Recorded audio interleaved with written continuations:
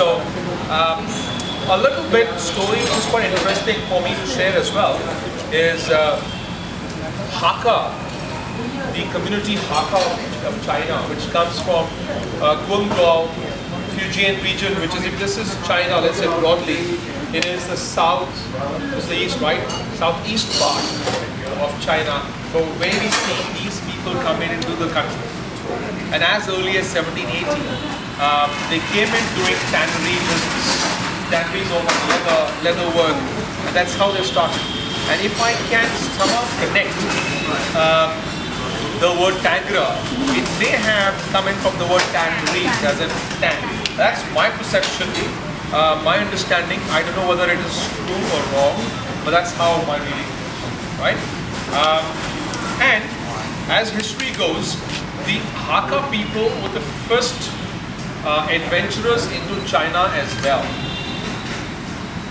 Just like they are the first entry into the country in India as well. So it's very interesting that they were the first people who stepped into China, as the history talks about, similar to the country as well. So as early as 1780, they started doing the Chinese business, and having spoken to a guy called Richard Lee, who happens to be the president of the Tangra community, recently when I was there, he mentioned that as they started the tanneries for so many years, and then they had hundreds of the Chinese families. In the progression of that, they did not get so much support from the Indian government, and gradually a lot of the tanneries had to shut down. But till date, you find the best leather shoes and bags available in the area. I don't know how many of you had an experience, but I sure had. Picked up some couple of leather shoes as well, as memories for visiting the area.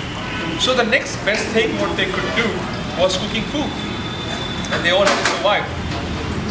They started by giving the food which had more Cantonese kind of flavors to it, which was more mellow, and they had to be in the society where you have the local palate, more profound towards spicy palate.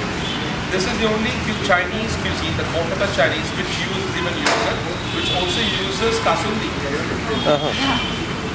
The ginger or spring onion or cheese wasn't very much known to the Chinese, the Cantonese Chinese.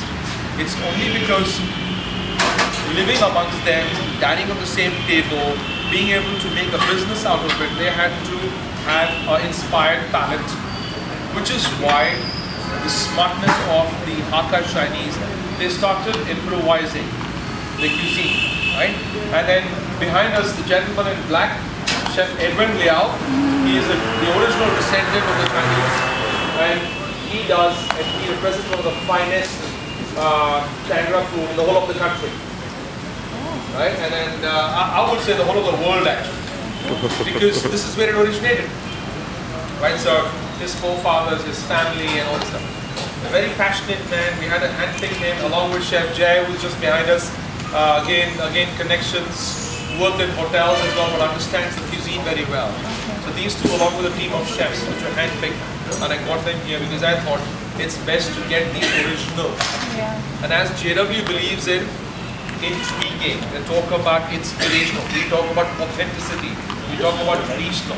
So I thought, let's do something in Bangalore by giving back to the large society or community from Calcutta, and we'll take them back to the roots, right? Because I was with Ruby yesterday, and then she started talking, when they were children, they went out here and they were sitting at poles, and that connect, going back to school kind of a thing.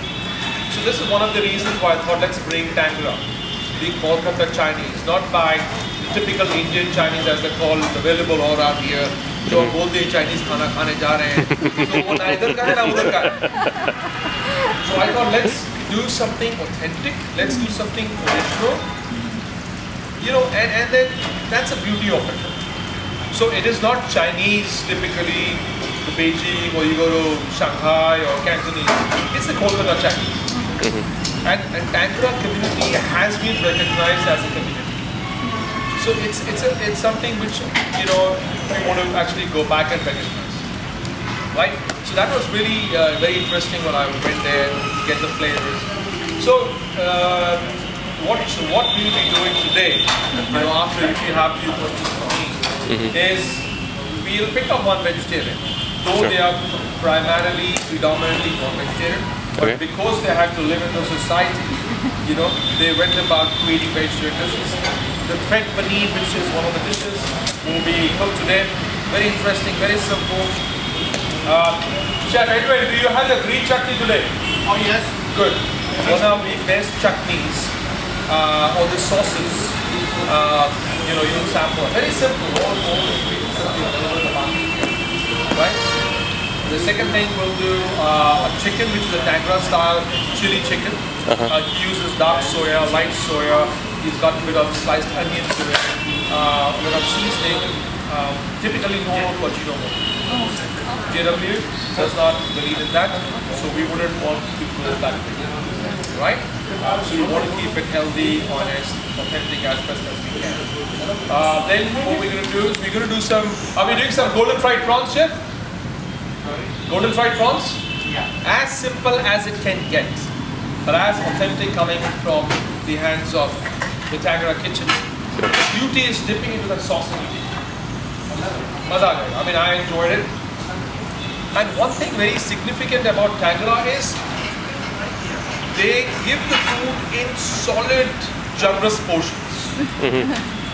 I don't know if you experience it. You go to a restaurant, you order a plate of prawns, you get this loaded. And by default, you have to pack it and take it home. So, Punjabi portion. We like Punjabi portion. It's a Patiala portion. So that's a beautiful thing of it. So yeah, and then people ask me, Lord, why did you choose Tangra at this time? You know, I was connecting with Dasera, Diwali, you know, Bengal has this kind of festivity, a lot celebrated, Durga Puja, you know, Kali Puja and all this stuff. So I thought, let me do something in reference to that and continue the whole festive period, and let's do Tangra. And also, sorry, you're saying something? Yeah, I was going to ask you something. Yeah, and also I realized there are more than 6 lakh Bengalis in Bangalore. And we had overwhelming response yesterday with over 150 people already without major publicity. So I thought, you know, let's sense it out. We haven't done like this event in Bangalore before. I don't think we've done a Kolkata Chinese or a Tangra cuisine before. So please correct me if I'm wrong. But I thought it would be nice to, you know, give back to the community as well. Sure. Yeah. So that's all. That's what we have. And what else? There's a menu about a Szechuan style. They keep it more spicy and more sweet. If they do a Manchurian, the mix style is sweeter and brownish. They were very creative and curated based on the local palate to somehow give a reference to the dish using the Chinese anecdotes, if you like. But there's nothing called Manchurian in China. Yeah, there's nothing. Yep. Yeah, There is absolutely. I mean, I was in Shanghai doing a bit of the official work once and traveled in the local. There's nobody who knows what Manchurian is. And I think the word originated in India. Kolkata,